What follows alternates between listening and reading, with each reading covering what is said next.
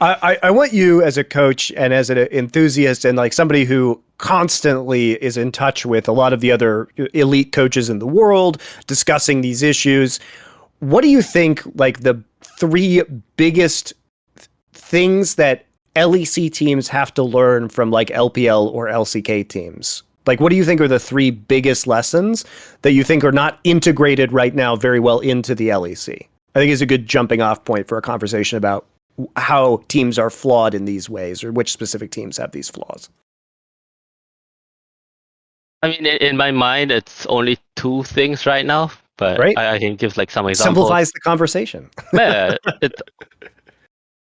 or I mean, I could say three. Like basically, at least from what we learned is laning phase. I think laning phase, it's compared to the best Asian players, there is still a humongous gap, and I'm not sure if it's possible to fix this. As in, even if we go to the top end, even if we take like the fucking capses and humanoids of the world, there's a gap with them. Do you think, or just generally?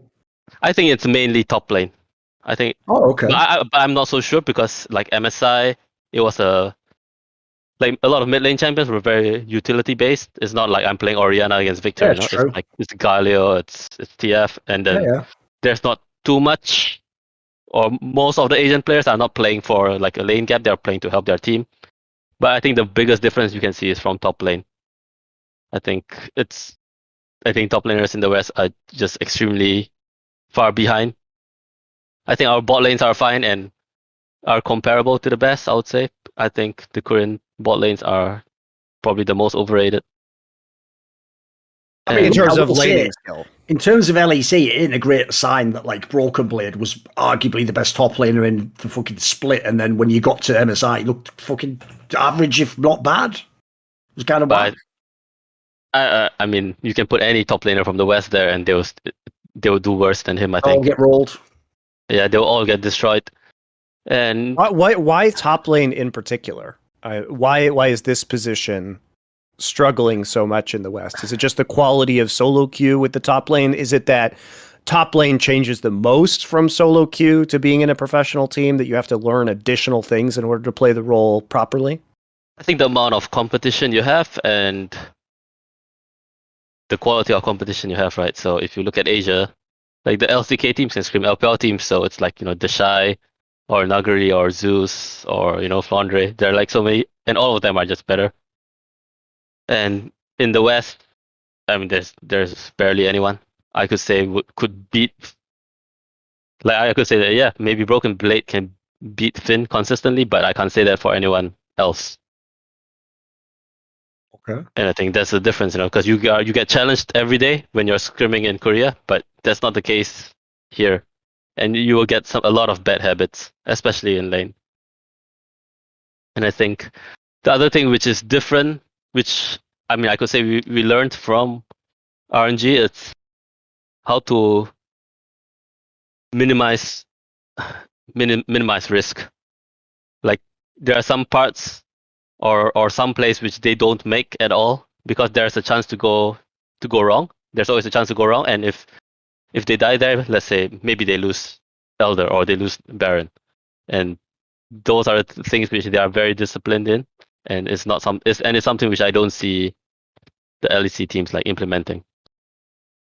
It was also amazing playing from behind RNG at the MSI. They were fucking sick, mate. It was amazing. You mentioned earlier that in your time in Korea, you learned really two things, which is like how to snowball the game early from T1 and then how to team fight late from the LPL teams. Mm-hmm. What do the LPL teams do in terms of comms and their setup that you guys have learned from? Because team fights change composition to composition, depends on your composition, how it operates, how it interacts with the enemy team's composition. Is there like a checklist in comms that they go through, or a way that you've taught your players in order to approach the theory of team fighting with their group of champions against the enemy team's group of champions? The main issue, the main point when I was in China is that I didn't have to do anything. I didn't have to do it. The players just know. So there's nothing to do. You just need to have a good draft for them, and let's say let's say Wayward or Fondre, they just know what to do. They know what's a winning fight, and as long as your team listens, then you'll win the fight. If the enemy overextends, like even one step, Is that just something that comes from the more competitive scrim environment, or were there things that the coaches were doing with them in order to facilitate their knowledge?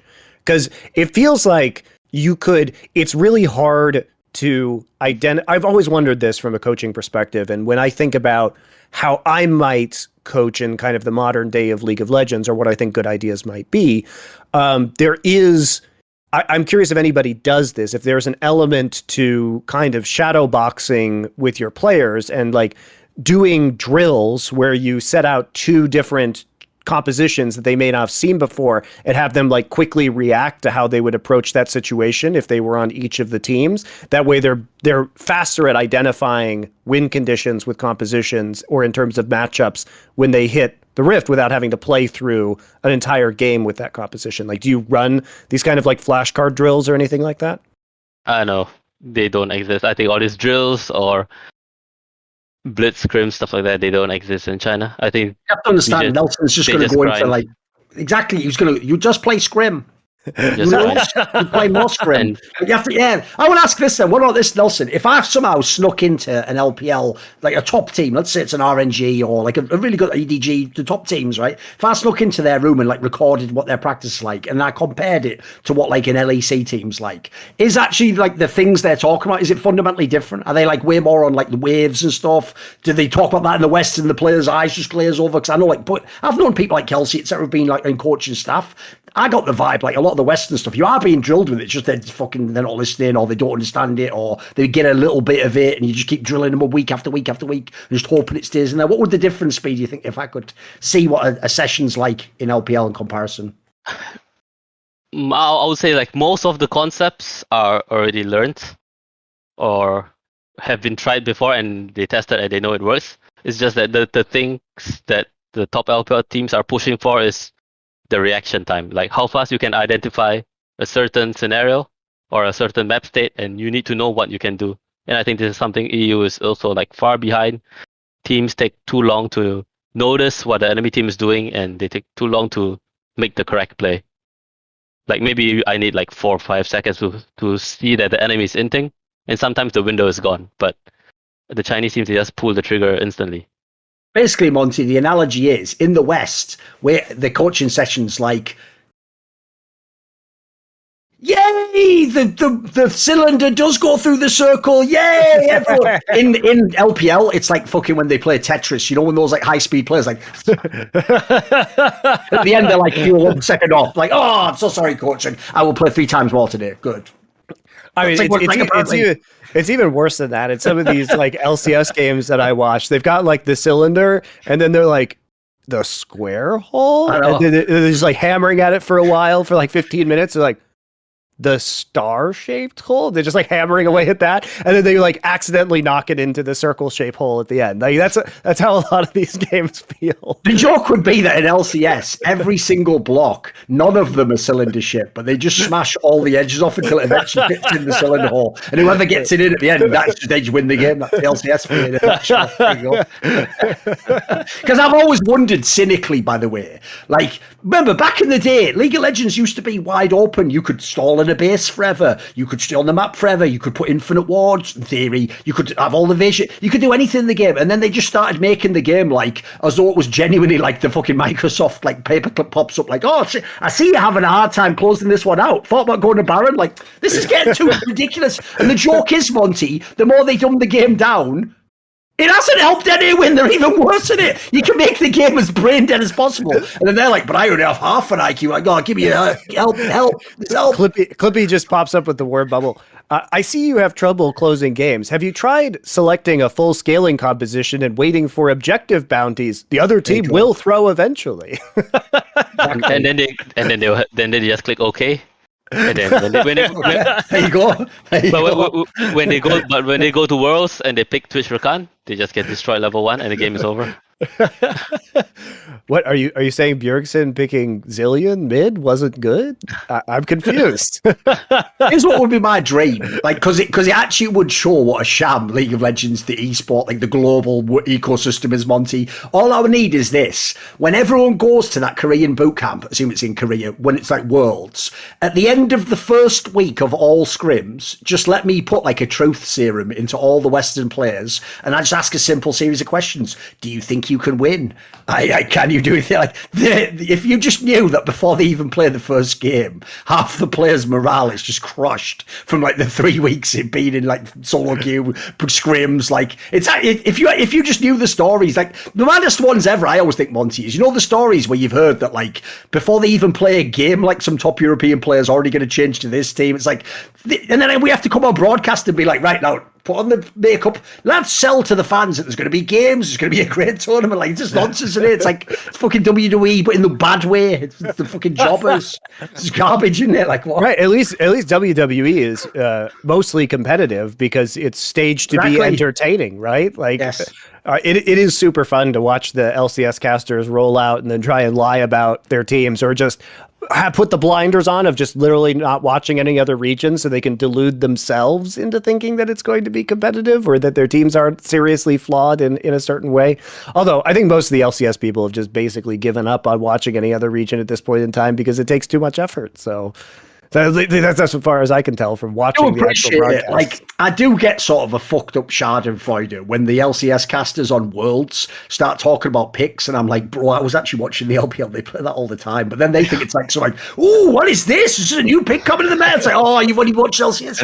You've given it away. You've given it away. Like, oh, those are the best ones, mate. Because obviously they do that classic thing, which this is also, by the way, why in the modern day you should just own it that you only watch your region, or you watch just LCK in your region, because in the modern day there are just too many LPL games. You won't even be able to feign that you watch it. There's too many. It's not that you didn't watch it, it's that you didn't watch 90% of the games what you're trying to talk about. Like, remember back in the day, like if you watch LCS, the joke is I can keep it on LCS. I don't have to watch the top 5 teams. That's it. Even then, not even all those games. I don't have to watch I don't have to watch the 5th best team play TSM at the bottom of the league. Well, I don't have to. So the difference is to really speak authoritatively about those other regions, you got to live those regions, guys. You can't just phone it in. You can't do it. You can't do it. Absolutely. I mean, it's ridiculous. Like, I watch so many League of Legends games a week right now, and even then, because I'm doing the LCK show with Wolf, like most of the Asian games I watch are LCK, and I'll watch the good matches in LPL, but I have to talk to LPL experts like Dom to get like the niche picks that are coming in of games that, you know, I try and go over the scoreboard so I at least kind of know what's being picked generally.